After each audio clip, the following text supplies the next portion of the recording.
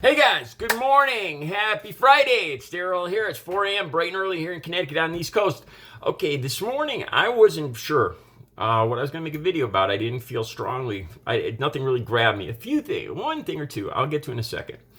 Yesterday, I was proud of yesterday's video. I felt strongly about it. I did a lot of research, put some time into it, and I'm proud of it. When I feel like that, sometimes I'll leave it up. I'll wait because I notice when I put out the next video, the previous one gets no more views really, and I'm happy with that video. So I was gonna leave it out. I do that sometimes, but as I was going about my routine here this morning, first thing I saw was a conversation between Laura Ingraham on Fox News and Donald Trump, where Donald Trump talked about the January 6th insurrection in Washington, D.C. And quote Donald Trump, he says that a lot of people were invited in. They walked in. They hugged and kissed the police officers, and they walked out. Quote, the people walked in and hugged and kissed the police officers. Yeah, you know those videos we see with the smoke and the people climbing up the scaffolding and smashing through the doors, pulling the police officers down the stairs, hitting them with the poles, spraying them, ripping off their masks.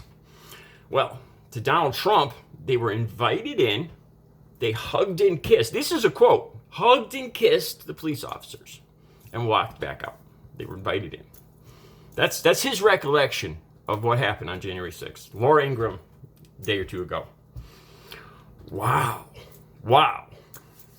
And they're saying Joe Biden isn't cognizant.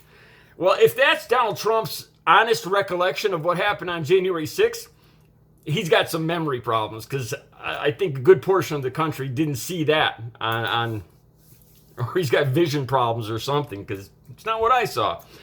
Okay, so that got my attention. Then I saw Representative Parkhannon in Georgia knocking on a door, right? The governor of Georgia, Brian Kemp, is signing voter suppression, that's what I'm calling it, voter suppression laws into effect in a media press conference. He's in a press conference. Representative Parkhannon, 24-year-old African-American Representative Parkhannon, knocking on the door. Come in. She's a representative of the people. She's a representative of the people wanting to go into the public press conference to talk about this voter suppression. Now, I'm going to talk about that in a second. And after two knocks, she's put in handcuffs. Led away. She's in jail right now. I read more that supposedly she stomped on the police officer's foot 3 times and kicked him with her heels. I didn't see that. I don't think that's on video. That's the claims of the people that arrested her, the policemen that arrested her. I didn't see it.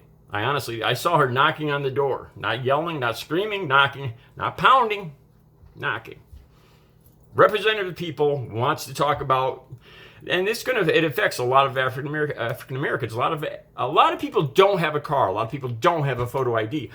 More African Americans than Caucasian Americans don't have a car and don't have voter ID. So, logically, this voter suppression law will unevenly affect African American people. Kind of figures, doesn't it? This is one of the things in this thing that Governor Brian Kemp was signing that really bothers me. The state government is Republican.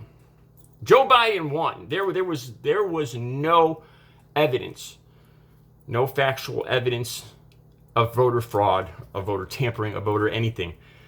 They recounted those votes, I think, 3 times.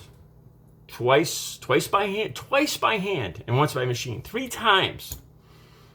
All right, but Governor Kemp wants to ensure voter confidence. I think he wants to ensure that Republicans win in the next election, is really what we're trying to say here.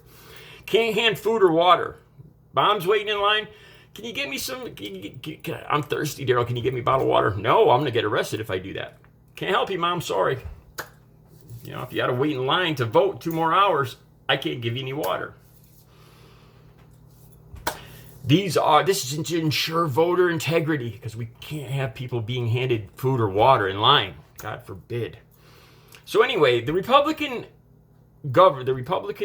state officials now have the right, if they think something's fishy in local elections, they now have the right to take them over.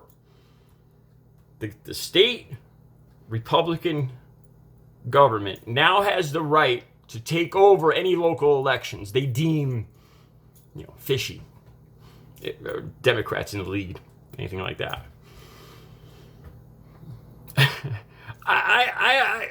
How can you honestly look at this and call this, vote integrity? The Republicans lost. That's a fact. The votes were recounted. No evidence of voter tampering by any means anywhere. But they want to instill voter confidence. I think they mean they want to ensure that Republicans win in the next election. So anyway, we have this African-American representative knocking on the door during the public press conference. Okay, Kemp is signing this into law. And she represents the people. She's knocking. She wants to go in, and she's now in jail. Interesting. Just a couple things that struck me this morning. Visual things I heard. Donald Trump describing January 6th as his supporters hugging and kissing police officers on January 6th. It's a quote. Donald Trump. They were invited in. They hugged and kissed the police officers, and they walked out. Wow. Something to think about today. All right. You guys have a good Friday. I'll be back later with another video. I want to talk about a lot of people around me.